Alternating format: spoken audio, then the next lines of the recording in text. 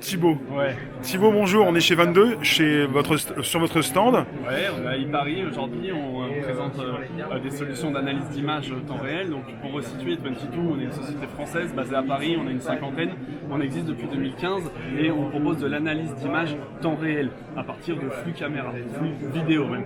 Ça peut être des réseaux de caméras de vidéosurveillance ou d'autres réseaux qu'on va installer spécifiquement pour des expériences ou des solutions.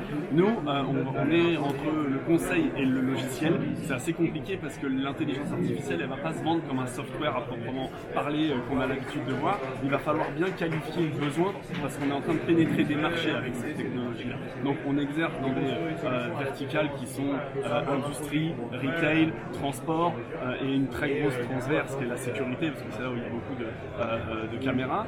On développe des compétences algorithmiques, donc des briques, des reconnaissances de squelettes que vous allez montrer ici, donc pouvoir identifier les degrés de liberté du corps humain. On peut faire la même chose sur du tracking d'objets. On va faire la gestion des multicaméras et ce qui va nous donner forcément, une fois qu'on va utiliser ces briques de compétences, avec une couche de service, c'est pour ça qu'on est entre le conseil et le logiciel, avec cette couche servicielle, des use cases pour répondre à des problématiques métiers de nos clients. Un exemple dans la sécurité, c'est de pouvoir différencier une personne qui est habilitée à rentrer dans une zone ou pénétrer dans une zone versus une autre personne qui n'est pas habilitée. Et ça, en temps réel. La personne qui est devant son écran de contrôle, qui a des centaines de flux caméras qui remontent, elle n'a pas la capacité à pouvoir dire là, il y a quelqu'un qui n'est pas habilité, elle va attendre d'avoir une action terrain pour que ça remonte. Là, nous, avec des taux assez fiables, on arrive à remonter cette alerte en temps réel en disant là, il y a une situation qu'on a appris à la machine qui est anormale, quelle est l'action que l'opérateur doit faire pour ce cela. Donc,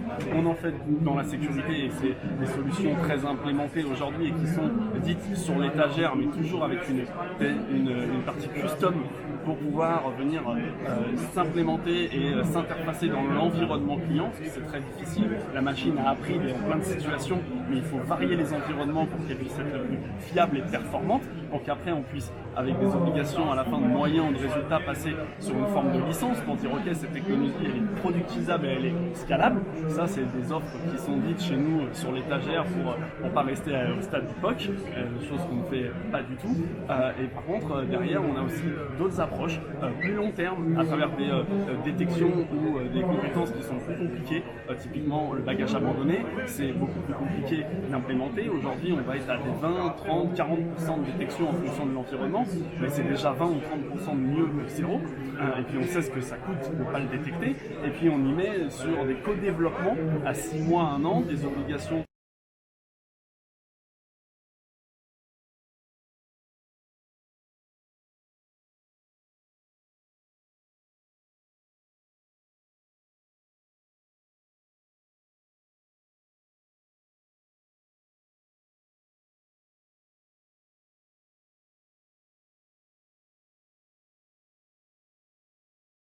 C'est de la technologie, c'est des caméras qui deviennent intelligentes. Ouais. C'est un logiciel qui est embarqué, pas forcément dans la caméra, qui peut être aussi à distance.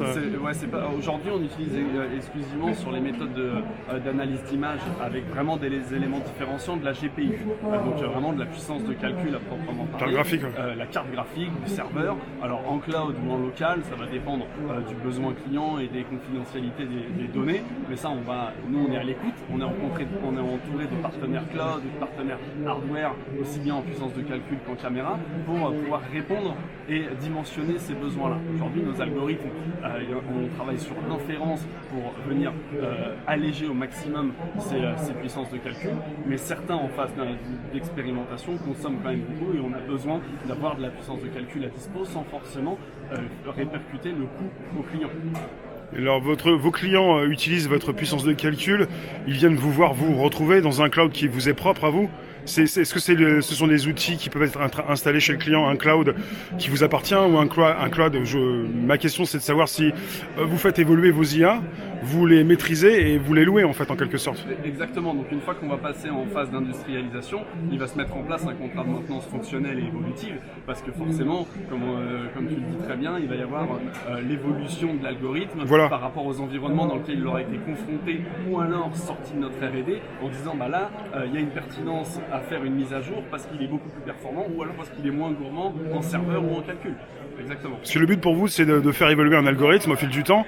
C'est de Et l'embarquer sur de la CPU. voilà. Et chez vos clients, il évolue aussi d'une façon comme d'une autre. Et puis, c'est de l'évoluer en lui ramenant des fonctionnalités supplémentaires, et surtout que le challenge est quel a été le dimensionnement initial du serveur, parce que si le client a fait une acquisition d'un serveur à l'instant T et que 6 mois après il est obsolète et qu'il en demande 3 fois moins, il faut pouvoir venir avec de la surcouche optionnelle de détection qui va dire ok, il y a encore une valeur ajoutée et une nécessité à avoir ce dimensionnement serveur. Chez 22, on peut dire d'une façon, c'est du temps réel. Vous travaillez en temps réel. L'analyse de l'image en temps réel, c'est notre vraie valeur ajoutée. C'est ça, ouais. C'est vraiment Ce ça. que vous pouvez positionner. C'est ça. On se positionne vraiment là-dessus. Il peut y avoir des cas de post-traitement, d'analyse comparative à partir d'images, mais la vraie valeur ajoutée, c'est le temps réel, parce qu'aujourd'hui, c'est ce qui va permettre à l'homme d'être informé d'une situation Bien sûr. qui, dans le métier, est catégorisée soit comme importante, soit comme anormale. Je te remercie Thibaut. Merci beaucoup. C'était assez précis. Merci 22 à Paris ce 12 juin 2019. À très vite pour de nouvelles aventures. Merci beaucoup d'être passé nous voir.